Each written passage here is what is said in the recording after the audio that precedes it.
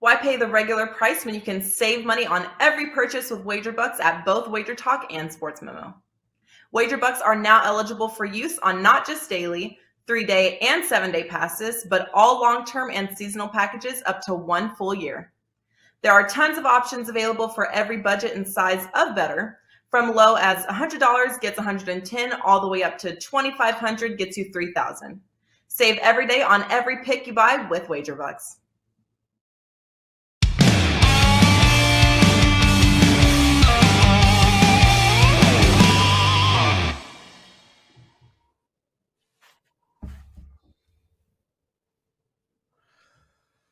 Teddy Covers, why don't you open the show? Yeah. I got to open today. Welcome to WagerTalk Today. On today's show, we'll talk about that in a minute. But first, we got to do a mea culpa because Prez was right and I was wrong. And when Prez is right and I'm wrong, it leads the show. Happens, every 6 months or so. Maybe I'd say about twice a year. But absolutely, we're talking yesterday on the show and having an argument about which was the preferred or the mathematically superior option, the 2-leg parlay or the 3-leg parlay. And Prez was adamant it was a 3-legger, and I was adamant it was a 2-legger. Well, what do you do when you have a question like this? Real simple. You go to the math guys. I go to the guys that I know are sharp and who do this, and this is what I found out. And I spent about half of yesterday working on it because I'm like, if you don't know your math on your parlays, you better know them. It speaks to volumes about wow, I don't play a lot of parlays, Prez. Certainly not when it comes to the money. The parlays I tend to play are money line parlays, not minus the points parlays. That being said, a 2-teamer that pays 13-5 plus 260. Your VIG on that is approximately minus 111.5. Your VIG on a 3-teamer, it's only 109.9. So it's about 2 percentage points better on a 3-teamer than a 2-teamer that pays 6-1. Now, a 50-50 picker is going to do worse playing 3-teamers because he's going to play more volume. If you're a break-even handicapper, you're 52.4%, you're essentially going to break even playing 3-teamers, and 2-teamers have a slight disadvantage. That being said, a lot of the pros are preferring the 3-teamers. Multiple reasons why, one of which includes some books, Caesars most notably, on the app, are giving rewards on potential win, not money risked. So if let's say you bet a $100 3-teamer, you're getting $700 in rewards credits because you're risking $100, the potential win of 7. So you can become diamond status or silver star status pretty quick. Both are worth something. And that, of course, is one of the benefits for the 3-teamers. All that being said, pros still use a whole lot of 2-teamers in comparison to 3-teamers. Why? Because when you're betting 3-teamers, your variance is going to go through the roof. All right. And that means that your Kelly criterion bets is going to be altered. And also, when you're talking about one other issue with why pros aren't just playing a whole bunch of 3-team parlays, besides the variance, there's also the matter of getting the best of the number. Whenever you're looking at 3-leg parlays, getting the best of the number at one shop isn't likely to happen. So you're giving up a half point here, a half point there on the parlay legs. That certainly is something that many pros don't like to do. When you come to 14 parlays or higher, Prez, the math is all bad, but you were 100% correct. 3-teamers, mathematically better than 2-teamers. Albeit small, but you were right and I was wrong. Teddy, it does happen. If you say it happens once every 6 months, fine. So be it. I'm not going to argue. Liam, if you're listening, yesterday you wrote that the Prez's knowledge of sports gambling is laughable. Who's laughing now, bitches? Anyway, we got a great show today, Teddy. Tony Mejia joining us right off the top. He's talking Phoenix OKC. I got a bet for my clients on that very game, so I'm looking forward to hearing his take. He's also going to look at UCLA at Oregon, or Oregon, the word that Canadians can't pronounce, that Nolans. Matt Josephs joining us. He's going to look at UMKC versus South Dakota and LIU and Merrimack, schools that Canadians are intimately familiar with. And then Andrew Mcinnis joining us, and he's looking at Columbus, Panthers, Leafs, and Wild. Teddy, should I ask you what you learned last night, or the Prez being right is, pretty much covers it? Well, I mean, yesterday was about as crappy a day as I'm going to have, all right? I'm wrong on the show. I lose my 5% big ticket. I lose the big game breakdown on Kentucky with a complete meltdown in the last 2 minutes of that ball game. World War III started. My mom got sick. I mean, it's just a crappy 24 hours. Hopefully today will be a better day, my friend. Yeah, dude. We started the show and you're like, oh my God, it's your late nephew's birthday today. Your mom got sick. Prez was right. World War III just begun. Not the and you had to talk me off a ledge last night, Teddy. I might have over-edibled. I might have. And I might have considered selling my entire crypto portfolio at around 1:16 a.m. last night.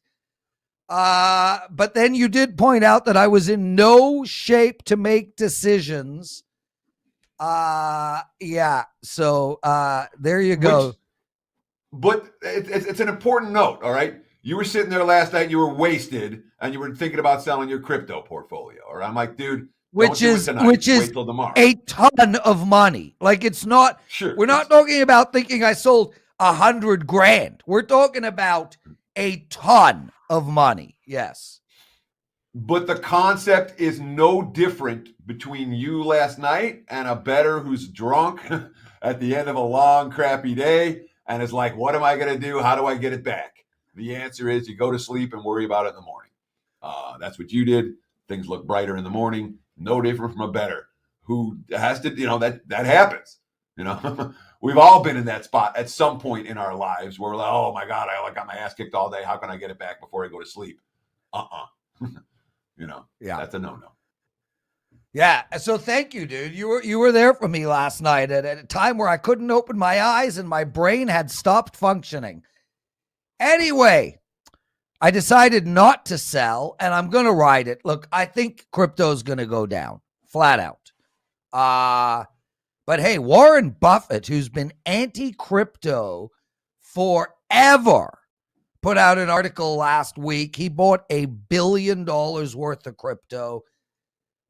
He thinks it's going up, and hell, I mean, people refer to me as the Warren Buffett of sports betting, and I appreciate that, guys. Warms my heart. But I am not the Warren Buffett of sports betting. I'm just slightly under him. Teddy, Tony Mejia, on very short notice. Dude, you are our relief pitcher extraordinaire. The Andrew Miller of relief pitching. I don't know what I'm talking about, man. Thanks for joining us, Tony. And you really, really do appreciate you jumping in when people can't make it. Adam Trigger was supposed to be on today. Couldn't make it. Tony, with very little notice. Thanks, buddy.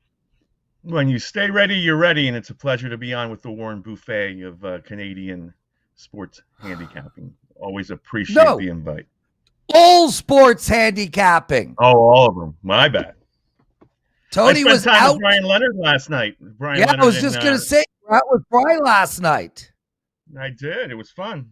Had a few beers and watched some games. So always fun to catch up with you guys since we all live in different places. But so that was cool. We repped WagerTalk last night, and now looking forward to a big day. 5% play tonight in the NBA. Obviously, the league is back, and some college hoops, and a big weekend coming. So hope you guys are doing well in spite of the World War III news, which nobody likes. Yeah. Hey, Tony, one of our listeners, MD, Prez is the Jimmy Buffett of sports betting. Dude, I'll take that too, man. Parrot heads are big, baby. There is an army of parrot heads out there. Jimmy Buffett's had a hell of a career, so thanks for the compliment. Tony, let's get into it, man. Right off the bat, Phoenix OKC, first game back for everybody after about a 7-day layoff. Interesting to see how that layoff affects the totals more than the sides, but how are you betting this game? I kind of lean towards the under here. To me, there's going to be an adjustment period without Chris Paul, and the Suns have had success without him. The few times he's been out of the lineup, he was out of the lineup during the playoffs that everybody remembers last year, and Devin Booker pulled him through. Booker's averaging just under 31 points, over 6 assists in games he hasn't played.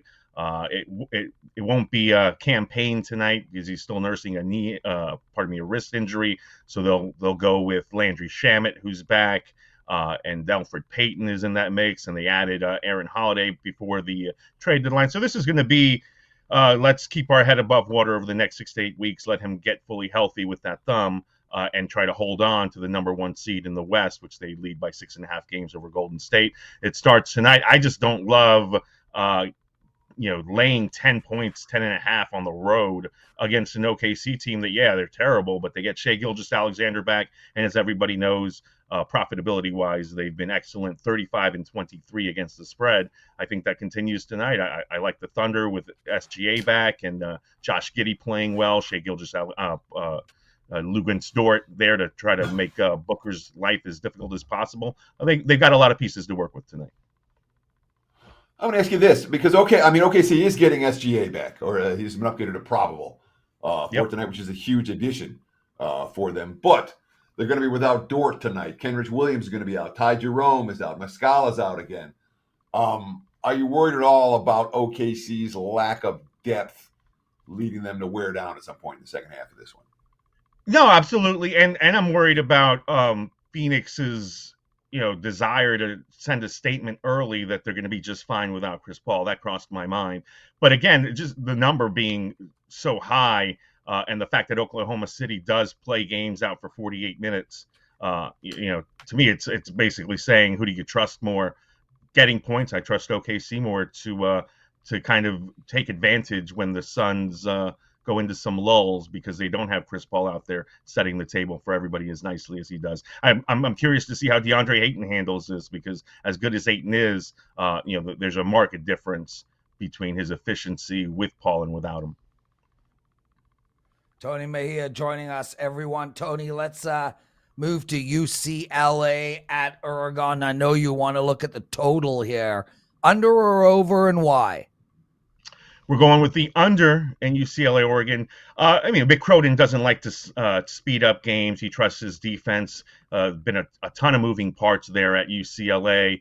With one of their best players falling off a scooter, he's back. Tiger Campbell served a 1-game suspension. He's their point guard. Jaime Jaquez in and out of the lineup due to a knee issue. Cody Riley, their big man, same thing. And yet they've been winning and they've been shutting teams down. I think they've held opponents to 59 points over their last 5 games. So they're winning games with defense, and clearly that's their strong suit at this point. They're not a strong 3-point shooting team, so everything they get is inside the perimeter. And Oregon's going to junk you up defensively. That's what Dana Altman does. His season has been really interesting. Because normally Dana Altman teams are terrific at this point in the season, and this one has been a mixed bag.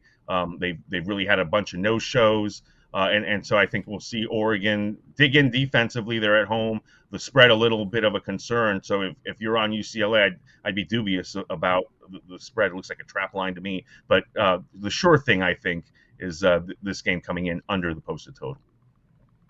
So this has been a series that has been nothing but overs. The last time these two teams cashed an under, 2017. And we've seen over 152.5, over 151, 148.5. It's not always totals sitting in the 130s like this one is. Now, I know that first meeting went into overtime between these two teams. but still ended up, 24 points over the total. And when you look at these margins for the overs, 32.5, 13, 22.5, 32, 40, 20.5, and 23.5 in the last 7 meetings. Does that concern you, given that basically when these two teams hook up, it's not just been going over, it's been flying over in every recent meeting? Yeah, I mean, and only a handful of those have been with Cronin at the helm of UCLA. Again, I think at this point, you look at what you expect from Dayton Allman's team since he's been there longer. I expect games like the most recent homestand that they've had, because they've been on the road, lost at Arizona in a game that they really showed up in, and gave up 81 and only scored 57 against Arizona State in a game that they were expected to win and got buried. But at home in the previous few games, Washington State was a 62-59 game. Cal was 68-60. This to me looks like one of those games that ends up a race to 70 tops. Again, UCLA's been playing games in the 50s and 60s, almost exclusively. We'll see how that translates now that they come away from Pauley for a little while. But even on the road, their last road game was that game against USC, which the Trojans aren't playing as fast as they normally do under Andy Anfield. But that game was 67-64 as well. And I referenced all the moving parts. I just don't think you can get a lot of continuity, offensively, but you can stick to your defensive principles, especially if you're going on the road. Tony, awesome stuff, man. Guys, real quick, Tony Mejia, 67% his last 70 NBA side bets. That's really outstanding and a real decent number as well. I mean, 70 bets. It's not like it's a small little run. Congratulations on that. 62% lifetime in your 5% plays. You have an NBA 5%er tonight. Guys, you can get that at WagerTalk.com. Tony, anything else?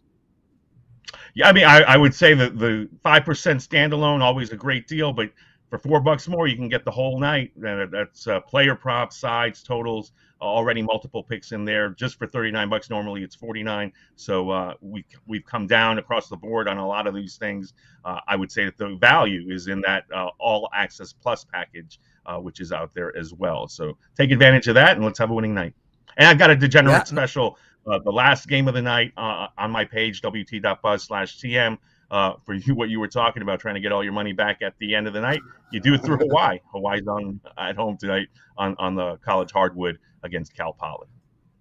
Awesome stuff. Tony Mejia, everyone. Great stuff. Fresco writes, don't ever doubt the Prez. Good job, Teddy. It takes a big man to go against the Prez and a bigger one to apologize.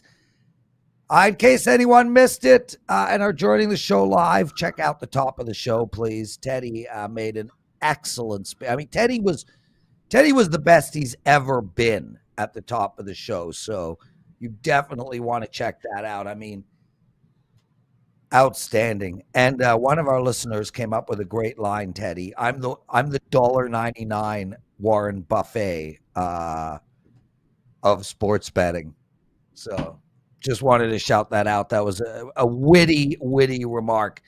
We'll take a quick break. Teddy's Big Game Breakdown. Matt Josephs, Andrew Mcinnis, and a whole lot more. Stay with us, everyone. Would you like to bet $20 and win $100 at BetMGM regardless of your wager's outcome and get $100 in free wager bucks? Just go to wt.buzz/MGM for more details and find out if you're eligible for this amazing offer.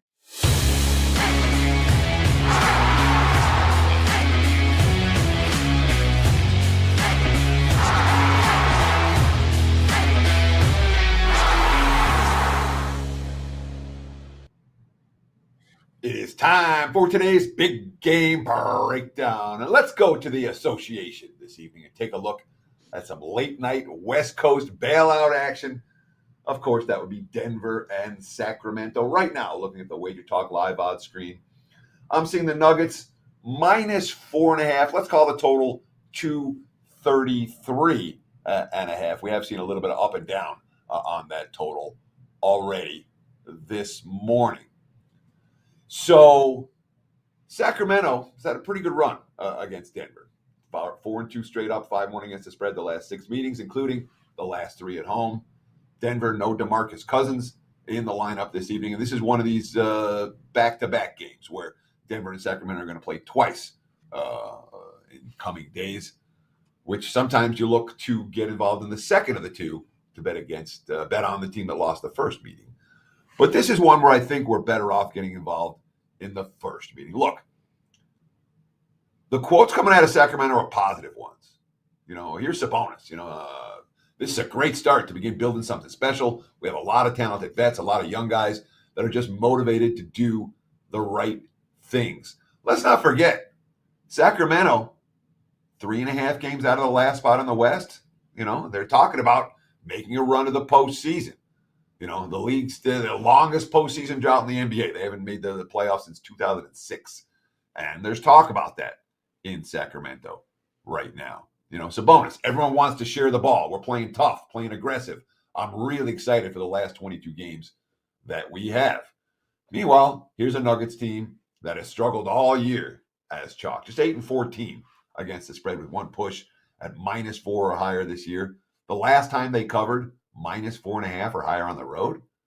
How about this? New Year's Day at Houston, and the Rockets were still hungover from partying the night before. I expect this game to be tight. I think Sacramento's live, and I think the Kings plus the points are the way to look in this one. Give me Sacramento plus the 4.5. There's your big game breakdown. And Prez, you are the gift that keeps on getting regifted. That's your nickname. I'll take it, dude. That just means I get into more houses. Teddy, Yoshi Carp agrees with you, man. Kings for the upset.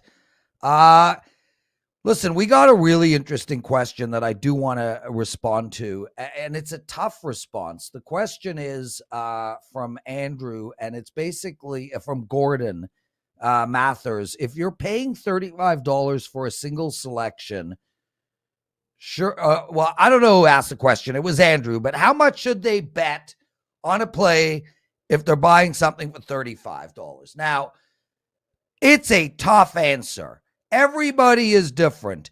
The bottom line is it's not only your bankroll that's different, but it's also the 5% plays that you're buying are different. I mean, if you look at mine, for instance, my 5% plays are hitting at an incredible rate for the last 3 years. I think you can bet a small amount on my 5% and feel like you'll make your money back. But the real answer to that question is, if you're buying single 5% plays, buy the week, buy the month, because it is really, really hard to bet $100, let's say, when you're paying $35 for a play. It's not going to work long term. The way you need to attack this is you pay the $100 for a week or the $150, $200 for the month. We always give specials out. We try to get our packages down to $9, $10 a day so that you can make money. If you were only betting the one play and you were buying a $35 5% play, based on the record of the 5% plays, I think you're comfortable betting a couple $100 is my answer. But if you're a $50 bettor, don't be buying a $35 play. It's not going to work. Teddy, anything to add to that? I mean, it's a tough question, and I'm trying to answer. So your concept is 100% right, Prez. Look, I'd say this every time I got a 5% play. Don't buy my play. Yeah. Don't buy it. You cannot make money buying individual plays. Not going to happen. You want to get involved with someone, get involved 3 days, 7 days, 30 days, all access. That's the way to make money. That's the way to take this seriously. My advice is never buy a 5% play. Always buy the package. That's going to give you the opportunity, far more opportunities to make a profit than the single 5% selection. Even though I too, Prez, have a real good 5% track record. Yeah. Don't buy the play. Get on board and buy the handicap. Yeah, but and also, guys, keep in mind a 5% play is only 1% higher than a 4% play. If you guys want to make money buying picks, you email customer service and you ask them for a deal. Flat out. You're like, customer service, give me a deal. You buy a month of a person and you ride them for the month. Teddy, Matt Josephs joining us, outstanding handicapper over at Sports Memo. Matt, I love having you on the show. Love that you matched your sweatshirt with your Gonzaga colors. Welcome to Wager Talk Today, brother. Big game tonight for the Zags. Tough week. And also, I have a Zag on my radio show today because there's one of their players is from Petersburg, Virginia. So it's going to be a full Gonzaga day for me. Well, excellent. Why don't you tell us where people can hear you on this show? I'm on ESPN Richmond, 3 to 4 Eastern time, and today we're going to be talking to Rasir Bolton, who, as I said, is from Petersburg, Virginia, and of course, they've got that big game tonight against San Francisco, and then St. Mary's on Saturday. You have a flag hanging outside your house? I do not. I do not. They're expensive, but after they win the championship, maybe I'll buy one. No, I'm talking about an American flag. I don't have an American flag. No, I have no flags in my house. Okay. Well, me either, dude. Me either. UMKC, South Dakota. How do we bet this game? So when we get towards the end of the season, you really want to go and attack these hot teams. And right now, UMKC is a really hot basketball team. They're coming off a beat in North Dakota State. They just went through their Dakotas trip in North Dakota and went 2-0. And they're a basketball team that's pretty solid all around. They have a little bit of weaknesses in certain areas, but their offense is good. Their defense is good. And you look at this South Dakota team, and they're also pretty hot, but they've beaten up on the bottom of the summit, the St. Thomas's, the Western Illinois, the North Dakotas, the teams that aren't very good. Well, I think this UMKC team is really good. Now, the caveat here is UMKC is not a good free throw shooting team, 66% in Summit League play. So that's why I'm playing the money line here. And really this comes down to A, juice tolerance, because some people don't like to go to a certain amount when it comes to the money line, and B, shopping around because every little point helps out when it comes to that sort of thing. But I like UMKC to win tonight. I'm playing their money line because I don't trust their free throw shooting late, and you don't want to have the team win the game but only win by 1 or 2 points and you don't cover the spread. That's why you cover yourself with the money line in this one. Well, let me ask you this, Matt, because when it comes to a team that doesn't hit free throws, and that's obviously a concern for many bettors at the close of tight games, would you consider a first half play as opposed to a full game play to kind of take that late game free throw shooting out of the equation? Or does the first half is a little bit more random to you than the full 40 minutes for this one? So I don't know necessarily if this is something I've just seen or heard, but one of the things in the NBA is when you go on a long road trip, the first time back in your own building, you kind of struggle a little bit. Well, this is a team that hasn't been home since February 5th. They had 4 straight on the road. Now, I know it's different because most times they're coming home and they're practicing before they leave once again, but I'm a little concerned about, first game home in about 19 days or so. Maybe there's a little bit of a rusty period for them. So, look, if you want to potentially play the first half, you can here, but as you said, the variable is kind of odd for this sort of thing. So I would play the whole game. But once again, it's how much you want to pay juice-wise because it is, a little bit of juice involved in this one. But I also don't want to lose by 1 or 2 points and have the right side. Yeah, Matt Joseph, everybody. Guys, real quick, please get that like button up.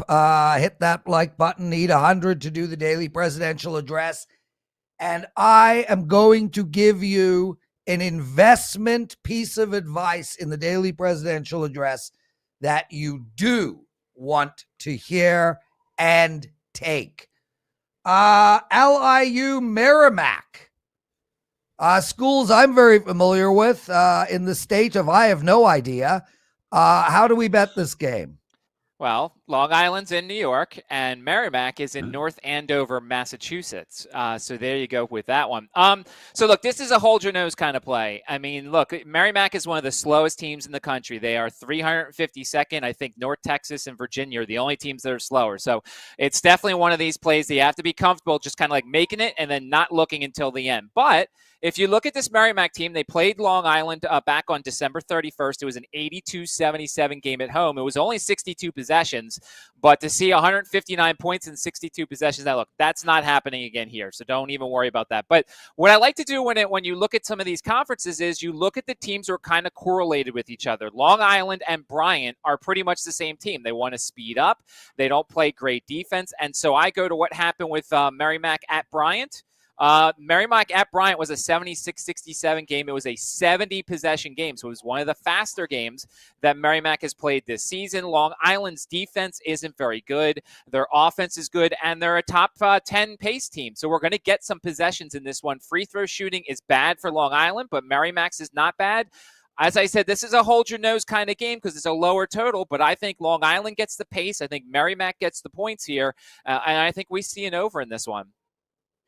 Yeah, certainly. Merrimack has been pretty darn good going over as a dog, 7-0 in their last 7-0 to the over in their last 7 tries, catching points. Is that a piece of the equation here? The specific type of opponent, obviously, Matt, or is this just one of these situations where it's a total that's just too low, even with the team that's playing at a relatively slow pace more often than not? Well, I think it's as I said, Teddy, you kind of want to find teams that are correlated with each other and see how they go. And, it's funny because I've talked about in the Atlantic Sun, there's 4 teams that are pretty much the same: Eastern Kentucky, Lipscomb, Florida Gulf Coast, and Central Arkansas. They're all teams that play fast. They're all teams that have leaky defenses for the most part. And so when you see them going up against the slower teams in the conference, you see what happens. Which team instills the pace? And more often than not, we see the home team instill the pace. Now, look, Merrimack played at Gonzaga. It was a 68-possession game, but it was an 80-55 game, which would have gone over this number. So it's a hold-your-nose kind of thing, and I could look terrible when this thing's being played in the 120s, and it's like a 65-61 type of game, but I'll take my chances that a bad LIU defense and more possessions give me a shot in this one, so I'll take the over. It's 134.5, depending upon where you shop. So, Matt, I want to ask you a Teddy? second follow real quick on that, because you threw out 4 teams that were all comparable. And I know there are people out there, myself included, who are interested in just repeat those 4 teams one more time that are all like Atlantic Sun that are comps with one another. So in the Atlantic Sun, there are 4 teams that are really fast and their defense is a little questionable. Now, Florida Gulf Coast, Eastern Kentucky, Lipscomb, and Central Arkansas. I mean, if you look at their defensive numbers on KenPom, they're all extremely red. They all also have varying degrees of offense, but it's the pace that I'm looking at more. And there's a lot of teams in the A-Sun that are the slower side. Liberty's a slower side team. Jacksonville State is a slower side team. So looking at how those comparable teams do against the slower teams kind of gives you an idea. If they play to the faster pace, then you're going to look at overs. If they play slow, no matter where they are, then you're going to look to some unders. Matt Joseph. Matt, 4-1 yesterday in college hoops. Great stuff. 9-0 run on Thursdays. Something special going on Thursday? I like the conferences that play today. The West Coast Conference, the Summit, the Southland. These are conferences that I feel like I know pretty well. And so, yeah, it's a couple of conferences that I like, and they play pretty much Thursdays and Saturdays. Excellent stuff. Matt, anything else you got to promote? Want to promote anything?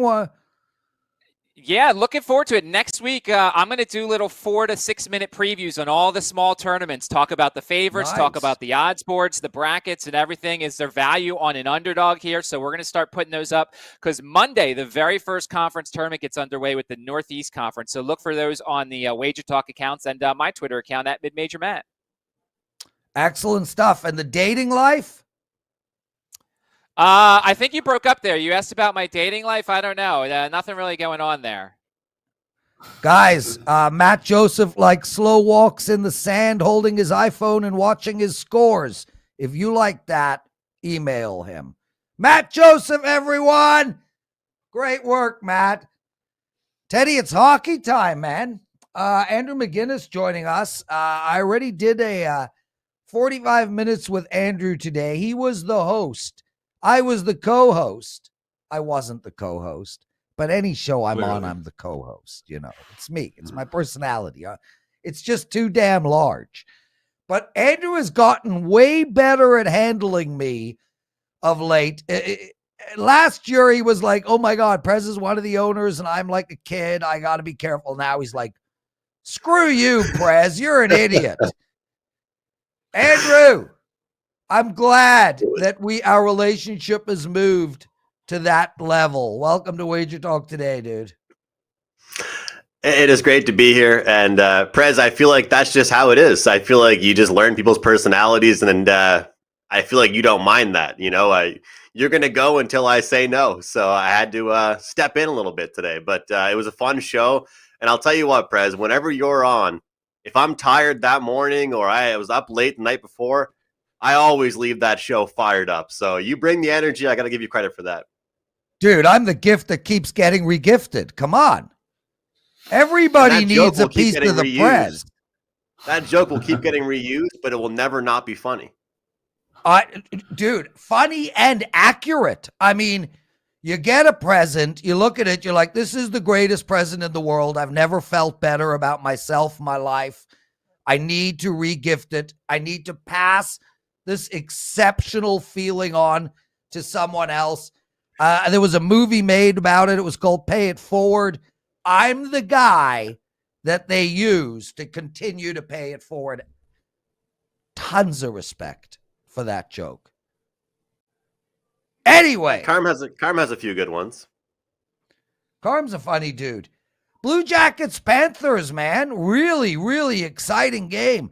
Should be a lot of goals scored in this one. Patrick Laine finally stepping out and playing better and looking like that trade ended up benefiting the Blue Jackets because Dubois is a mess. Florida, man, they could put up 100 goals anytime they want. But what are you going to do here? You're going with the side of the total. Where are you going?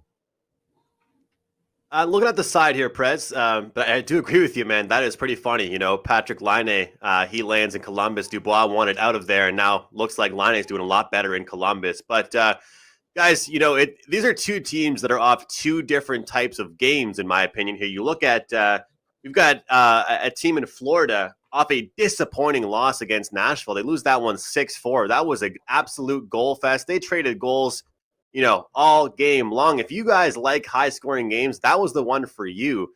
Meanwhile, you've got the Columbus Blue Jackets. They upset the Maple Leafs as big underdogs, winning that one in overtime with Laine scoring that goal like Prez just mentioned. So kind of two teams off different type of results, guys.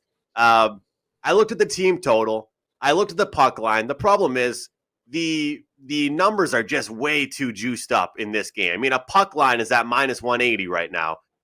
That's a big number for the Florida Panthers. The team total 3.5 is something ridiculous in the 200 marks.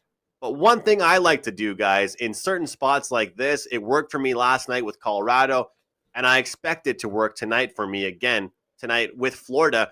I'm taking them on the puck line, but in the first period. And this price is only minus 115, minus 120 for Florida to jump out to a great start with that great deep team they have. Guys, just to go through the last couple times these teams have met, we saw 8-4, 9-2, 5-1, 4-2, and 3-0, all in favor of the Florida Panthers, dominating the first period in several of those games as well. I want to find the value, find the best opportunity here. We're getting the first period puck line, minus 120 for the Panthers. Let's talk about the Toronto Maple Leafs and the Minnesota Wild. Toronto at home tonight, laying anywhere from minus 135 to minus 145. I'm even seeing minus 150s out there, so there is a fair bit of variance on the side for this one. Total 6.5, little bit of juice to the over. What do we do? Leafs and the Wild. Well, both teams are coming off games they wish they could have back. You've got the Minnesota Wild that didn't have great defense their last game against the Senators. Goaltending didn't look too good. It's a game they should have won, Teddy. They lost that one to the Senators, and now they're playing a Toronto team that is not going to be easy to bounce back against. But one thing we're seeing with Minnesota games is we're seeing goals. 5 straight games for the Minnesota Wild have gone over. They've done very well against Eastern Conference opponents. And the Maple Leafs, sure, they're going through a minor slump right now. They've lost as minus 400 favorites, minus 200 favorites, but it does not take away from the skill they have on the ice. And I have to say I was wrong about the Toronto Maple Leafs depth this year. They've got a lot of different guys stepping up and making plays. That's what I like to see from a team like the Leafs. It's what they need to see. I expect goals here, guys. Over 6.5 is the play for me in this one. 26-2 is the over record for the Maple Leafs in their last 28 games. This one as two of the fastest paced teams, two of the most talented, youthful teams in the league. No. And not to mention, they both have defensemen that will jump into the rush, that will become a fourth forward for their teams to help contribute to the scoreboard. So I think this one's an absolute goal fest. I don't think either team can contain each other, and I expect some goals here, guys. Andrew, I like that thought. And just to let you guys know, I think the game's going to start slow. So look to play the over in game. If it goes into the second period 1-0 and you can get 5.5, take it. Toronto hasn't been to the Stanley Cup Finals since 1967. Yeah, is this news to you? Yeah, I didn't realize it was that long. I knew it'd been a long time since they won a title. I didn't realize they hadn't been to the finals since I was born. Search up Maple Leafs playoff appearances. You'll get a good laugh at that one, too. Yeah, Teddy, check out worst team in the league. Check out, worst team in the league. Just Google who is the worst team in the league right now. The answer, we all know. Andrew Mcinnis, what do you got to promote? Yeah, on these Thursday slates, obviously, Tuesdays, Thursdays, Saturdays, the days we see more games in the NHL. I've been releasing these packages, guys, with all of my plays. Props, sides, totals. You guys mentioned it earlier in your show, and I'm right there with you. I know I'm younger in this business, but one thing I've learned is I want people on with everything I'm involved in. I don't want to have a 4-in-1 night and somehow somebody lands on that one loser. I want people with me in all the stuff I'm releasing. So I have a package up. It's $4 more than a regular play. You're going to get props that have gone well. You're going to get totals, and you're going to get sides. And those two plays I just mentioned are going to be client plays as well. Those are not just regular free plays. Those are going right to my clients as well. Nicely done. Andrew Mcinnis, everyone. Teddy, let's get to the daily presidential address.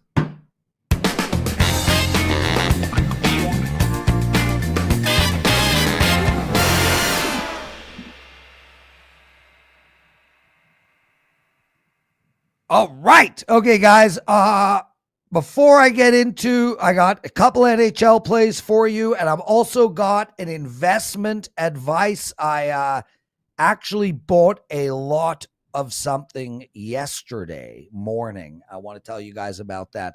Before we get into that, I just want to point out that I'm rolling right now. Absolutely rolling. I've won 3 of my last 4 days. I'm on a 10-4 all sports run. I'm on a 12-5 basketball run. I'm on a 9-4 college basketball run. I'm on a 6-2 NHL run. I got 1 NBA, 1 college basketball, and 2 NHL plays up for you guys. You can get it at WagerTalk.com. As for bets tonight, my 2 free bets, Nashville. I like Nashville on the money line tonight against Dallas. Dallas is in a back-to-back situation, playing Brandon Holtby is their goalie tonight. He's a disaster right now, averaging over 4 goals a game in his last 5 starts. Only had 1 start in the last 4 weeks. And Dallas on a back-to-back in a travel day environment. Take Nashville. Next, I like the New York Rangers. I think this team is sleepy good. -120 against Washington. Play on them. As for my suggestion, look, guys, do what you want. I'm not here to give you, I'm not going to make a sales pitch. There's no, I'm just going to tell you what I'm doing. I bought over 6 figures worth of platinum yesterday. I think it's a great hedge against inflation. It's also low against the price of gold. I think we're going to get into a situation where inflation is going to get higher and higher as we move forward. With the war that just started, take a look at some alternative options for your money. I did, and I played on platinum. Teddy, take us home, baby. Yes. That's all you said? Just take it. You whispered something. You just said Teddy. What are you saying? You whispered something. You're like, Teddy? And then you take us home, baby. It's I'm sitting here looking at I'm looking up Maple Leaf streaks. But amazingly, the Florida Panthers have the longest streak in the NHL, 25 years since they won a playoff series. Toronto's only at 16. That being said, enough with NHL talk. Enough with Wager Talk today. That's going to wrap it for the Thursday edition. We'll do it again tomorrow. Same time, same channel. 9 a.m. here on the left coast, noon for you back east. Between now and then, enjoy the games. Good luck tonight.